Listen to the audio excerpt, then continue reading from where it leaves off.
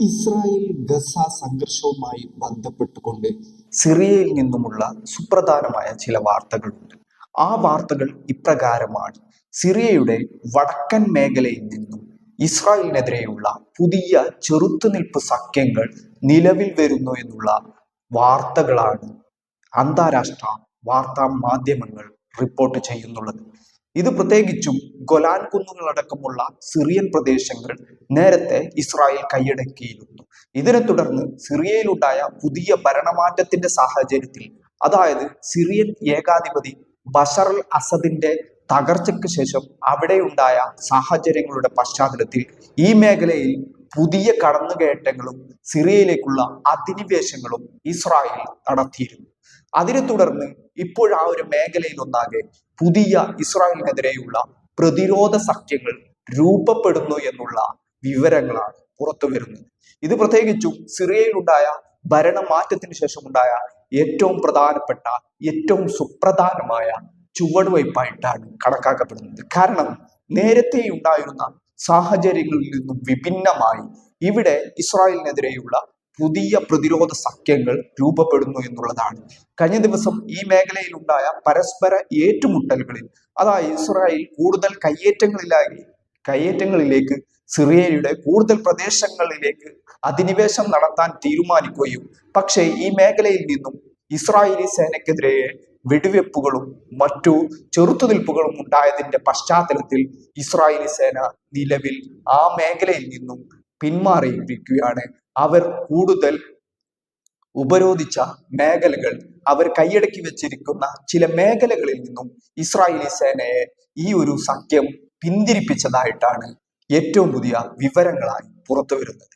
ഇത് ഇസ്രായേലിനെ സംബന്ധിച്ചിടത്തോളം അവർ പ്രതീക്ഷിക്കാതെ അപ്രതീക്ഷിതമായ ചില തിരിച്ചടികളായിട്ടാണ് വിലയിരുത്തപ്പെടുന്നത്. കാരണം സിറിയയുടെ ഭരണമാറ്റത്തിന് ശേഷം അവിടെ ബഷർ അൽ അസദിന്റെ തകർച്ചയ്ക്ക് ശേഷം വലിയ അധിനിവേശമാണ് യഥാർത്ഥത്തിൽ ഇസ്രായേൽ നടത്തിക്കൊണ്ടിരുന്നത്. പക്ഷേ നിലവിൽ അവിടെ ഒരു ഭരണക്രമം ഉണ്ടാക്കുന്നതിന്റെ ഭാഗമായിട്ട് ഇസ്രായേലുമായിട്ടുള്ള ഒരു സംഘർഷത്തിനുള്ള സാഹചര്യങ്ങൾ അവിടുത്തെ നിലവിലുള്ള ഭരണകൂടം നടത്താൻ തയ്യാറായിരുന്നില്ല എന്ന് മാത്രമല്ല, അടിയന്തിരമായി അവിടെയുള്ള ചുറ്റുപാടുമുള്ള രാഷ്ട്രങ്ങളുമായിട്ട്, അറേബ്യൻ രാജ്യങ്ങളുമായിട്ട് നയതന്ത്ര ബന്ധത്തിലൂടെയുള്ള പരിഹാരങ്ങൾ, രമ്യമായ പരിഹാരങ്ങളാണ് യഥാർത്ഥത്തിൽ നിലവിലുള്ള സിറിയൻ സർക്കാർ തീരുമാനിച്ചിരുന്നത്. പക്ഷേ ഇവിടെ ഇസ്രായേൽ കൂടുതൽ അധിനിവേശം നടത്തുകയും ഗൊലാൻ കുന്നുകൾ അടക്കമുള്ള പ്രദേശങ്ങളിൽ കൂടുതൽ കയ്യേറ്റങ്ങൾ നടത്തുന്നതിന്റെയും പശ്ചാത്തലത്തിൽ അവിടെ ഒരു പ്രതിരോധ മുന്നണി രൂപപ്പെടുകയാണ്. ഇവരുടെ പതാകയ്ക്ക് നേരത്തെയുള്ള ലെബനനിലെ ഹിസ്ബുള്ളയുടെ പതാകയുമായി സാമ്യമുണ്ടെന്നാണ് യഥാർത്ഥത്തിൽ പറയപ്പെടുന്നത്. അതുകൊണ്ട് തന്നെ ഇറാന്റെ പിന്തുണ ഈ സഖ്യങ്ങൾക്ക് കൂടി ഉണ്ടോ എന്നുള്ള സംശയങ്ങൾ ബലപ്പെടുന്നുണ്ട്. പക്ഷേ നിലവിലുള്ള സിറിയൻ സാഹചര്യത്തിൽ ഇറാൻ പൂർണ്ണമായിട്ടും പിന്മാറുകയും ഹിസ്ബുള്ള പൂർണ്ണമായിട്ടും പിന്മാറുകയും ചെയ്ത പശ്ചാത്തലത്തിൽ ഈ പുതിയ പ്രതിരോധ മുന്നണി ഇസ്രായേലിനെതിരെ രൂപപ്പെടുന്നത് ആശങ്കയോട് കൂടിയിട്ടാണ് അമേരിക്കയും ഇസ്രായേലും കാണുന്നുള്ളത്. കാരണം ഈ ഗൊലാൻ കുന്നുകൾ അടക്കമുള്ള പ്രദേശങ്ങൾ, തന്ത്രപ്രധാനപ്പെട്ട സിറിയൻ പ്രദേശങ്ങൾ കയ്യേറിക്കൊണ്ടിരിക്കുന്ന പണിയാണ് യഥാർത്ഥത്തിൽ ഇസ്രായേൽ ഇത്രയും ദിവസം നടത്തിക്കൊണ്ടിരുന്നത്. അതിന്റെ തുടർച്ചയൊന്നോണമാണ് ഇപ്പോഴുണ്ടായ ഈ സംഭവ വികാസങ്ങൾ എന്നുള്ളത്. അതുകൊണ്ട് തന്നെ സിറിയയുടെ കൂടുതൽ പ്രദേശങ്ങൾ കയ്യേറാനുള്ള ഇസ്രായേലി ശ്രമങ്ങൾക്കുള്ള തിരിച്ചടിയാണ് ഇപ്പോൾ യഥാർത്ഥത്തിൽ സംഭവിച്ചിരിക്കുന്ന കാര്യങ്ങൾ എന്നുള്ളത്. മറ്റൊരു പ്രധാനപ്പെട്ട കാര്യം എന്നുള്ളത്, ഈ ഒരു വിഷയത്തിൽ നിലവിലുള്ള സാഹചര്യത്തിൽ സിറിയൻ സർക്കാർ നിശബ്ദത തുടരുകയാണ്. അതായത് സിറിയൻ സർക്കാരിന്റെ ഔദ്യോഗിക പിന്തുണയോടുകൂടിയാണോ അല്ലെങ്കിൽ അവരുടെ കൂടി പിന്തുണയോട് കൂടിയാണോ ഈ ഇസ്രായേലിനെതിരെയുള്ള ചെറുത്തുനിൽപ്പുകൾ എന്നുള്ളതാണ്. പക്ഷേ അവിടെ നിലവിലുള്ള സാഹചര്യത്തിൽ ഇസ്രായേലിന്റെ കയ്യേറ്റങ്ങളെ ചെറുക്കണമെന്നും ഇസ്രായേലിനെതിരെ ചെറുത്തുനിൽപ്പുകൾ തുടരണമെന്നും ഇസ്രായേലിനെതിരെയുള്ള പ്രതിരോധ സഖ്യങ്ങൾ രൂപപ്പെടണമെന്നുള്ള വ്യാപകമായ ആഹ്വാനങ്ങളും ഫത്വകളും മുസ്ലിം പണ്ഡിതന്മാരിൽ നിന്നും ഉണ്ടായിരുന്നു. അങ്ങനെയുള്ള ഒരു പശ്ചാത്തലത്തിൽ കൂടിയാണ് ഈ ഒരു മേഖലയിൽ ഇത്തരം സഖ്യങ്ങൾ ഇപ്പോൾ രൂപപ്പെടുന്നത് എന്നതാണ് മനസ്സിലാക്കാൻ കഴിയുന്നത്. ഇത് മറ്റൊരു ദിശയിലേക്കുള്ള സൂചനകൾ കൂടി നൽകപ്പെടുന്നുണ്ട്. അത് കേവലം മസ്ജിദുൽ അഖ്സയുമായി ബന്ധപ്പെട്ടതാണ്.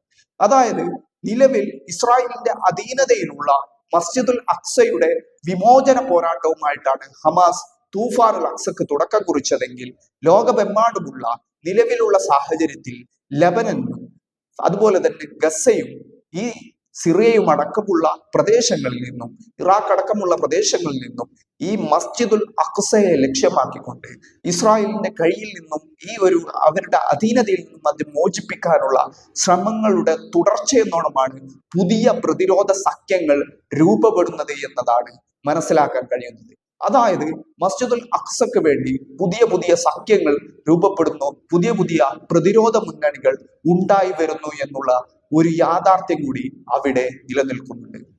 അതുകൊണ്ട് തന്നെ നിലവിൽ സിറിയയുടെ ഈ വടക്കൻ മേഖലയിൽ നിന്നും ഗൊലാൻ കുന്നുകൾ അടക്കമുള്ള പ്രദേശങ്ങളിൽ നിന്നും ഇസ്രായേലിനെതിരെ നടക്കുന്ന ചെറുത്തുനിൽപ്പുകൾ വളരെ ഗൗരവപരമായാണ് ഇസ്രായേൽ കാണുന്നുള്ളത്.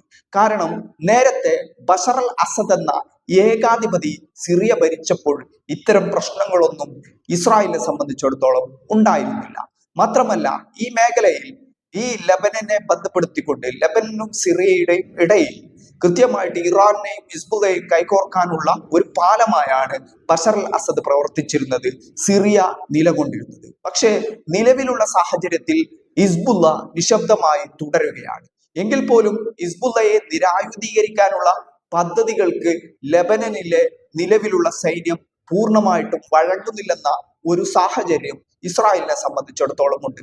ഇങ്ങനെയുള്ള ഒരു പശ്ചാത്തലത്തിൽ കൂടിയാണ് പുതിയ പ്രതിരോധ സഖ്യങ്ങൾ ഈ മേഖലയിൽ രൂപപ്പെടുന്നത് എന്നതാണ്. അതായത് ഹിസ്ബുള്ള നിശബ്ദമായ പകരം മറ്റു വിമത അല്ലെങ്കിൽ ഇത്തരം ചെറുത്തുനിൽപ്പ് പ്രസ്ഥാനങ്ങൾ ഇസ്രായേലിനെതിരെ ഈ മേഖലയിൽ രൂപപ്പെടുന്നു എന്ന് തന്നെയാണ് ഇത് വ്യക്തമാക്കുന്നത്. നിലവിൽ ഇസ്രായേലുമായിട്ട് കരാറുള്ള ഹിസ്ബുള്ള നിശബ്ദതയാണ് തുടരുന്നത്. അതായത് വെടിനിർത്തൽ കരാർ, സമാധാനപരമായ വെടിനിർത്തൽ കരാറാണ് നിലവിൽ ഇസ്രായേലുമായിട്ട് ഈ ലബനനിലെ ഹിസ്ബുള്ളയ്ക്ക് ഉള്ളത്. അതുകൊണ്ട് തന്നെ അതിനെ മറികടന്നുകൊണ്ടുള്ള ഒരു നടപടികളിലേക്ക് ഇതുവരെയും ഹിസ്ബുള്ള കടന്നിട്ടില്ല. പക്ഷേ ഇവിടെ കൃത്യമായിട്ട് മറ്റൊരു മേഖലയിൽ ഇസ്രായേലിനെതിരെയുള്ള പുതിയ മുന്നേറ്റങ്ങൾ ഉണ്ടാകുന്നു എന്നുള്ള ഒരു യാഥാർത്ഥ്യം കൂടി നിലനിൽക്കുന്നുണ്ട്. അതായത് നേരത്തെ മസ്ജിദുൽ അക്സയുടെ മോചനത്തിന് ഹമാസ് തുടങ്ങി വെച്ച തൂഫാൻ അക്സ പോരാട്ടത്തെ പിന്നീട് യമനിലെ അൻസാറുള്ളയും ലബനനിലെ ഹിസ്ബുള്ളയും അടക്കമുള്ള പ്രസ്ഥാനങ്ങൾ പിന്തുണച്ചിരുന്നെങ്കിൽ ഇപ്പോൾ ഈ ഒരു പോരാട്ട മുഖത്ത് പുതിയ സഖ്യങ്ങൾ കൂടി വരുന്നു എന്നതിന്റെ സൂചനയാണ് ഇപ്പോൾ നിലവിൽ സംഭവിച്ചു കൊണ്ടിരിക്കുന്ന സംഭവ വികാസങ്ങൾ കൃത്യമായിട്ട് സൂചിപ്പിക്കുന്നുള്ളത്. ഇവർക്ക് ഇറാന്റെ പിന്തുണയുണ്ടോ അല്ലെങ്കിൽ ഇറാന്റെ പിന്തുണയില്ലാതെ സ്വതന്ത്രമായിട്ടുള്ള ഒരു വിമോചന പോരാട്ട പ്രസ്ഥാനമായിട്ടാണോ മുമ്പോട്ട് വരുന്നത് എന്നത് കാലം തെളിയിക്കേണ്ട കാര്യമാണ്. കാരണം പ്രത്യേകിച്ചും ലബനനിലും അതുപോലെ തന്നെ സിറിയയിലും വലിയ മാറ്റങ്ങളാണ് ഉണ്ടായിക്കൊണ്ടിരിക്കുന്നത്. പ്രത്യേകിച്ചും സിറിയയിൽ ബഷർ അൽ അസദ് എന്ന ഏകാധിപതിയുടെ തകർച്ചയ്ക്ക് ശേഷം അവിടെ പുതിയ രീതിയിലുള്ള ഭരണക്രമങ്ങൾ ഉണ്ടാക്കാനുള്ള നടപടികളാണ് ഉണ്ടായിക്കൊണ്ടിരിക്കുന്നത്. നിലവിൽ തുർക്കിയുടെ വലിയ പിന്തുണയാണ് സിറിയയ്ക്ക് ലഭിച്ചുകൊണ്ടിരിക്കുന്നത്. അഥവാ തുർക്കിയുടെ താല്പര്യങ്ങൾ കൂടി പരിഗണിച്ചുകൊണ്ടുള്ള നടപടിക്രമങ്ങളാണ് യഥാർത്ഥത്തിൽ സിറിയയിൽ നടക്കുന്നുള്ളത്. ഇതിന്റെ കൂടി പശ്ചാത്തലത്തിൽ കൂടി പരിശോധിക്കപ്പെടേണ്ടതാണ് ഇസ്രായേലിനെതിരെയുള്ള പുതിയ യുദ്ധ മുന്നണി എന്നുള്ളതും അല്ലെങ്കിൽ പുതിയ പ്രതിരോധ സഖ്യങ്ങൾ എന്നുള്ളതും. ഭാവിയിൽ ഈ സിറിയൻ മേഖലയിൽ നിന്നും ഇസ്രായേലിന് കൂടുതൽ ചെറുത്തുനിൽപ്പുകൾ നേരിടേണ്ടി വരുമെന്നുള്ള സൂചനയാണ് നിലവിലുള്ള ഈ പ്രതിരോധ ഇസ്ലാമിക് റെസിസ്റ്റന്റ് പ്രസ്ഥാനങ്ങൾ നൽകുന്നുള്ള സൂചനകൾ എന്നുള്ളത്.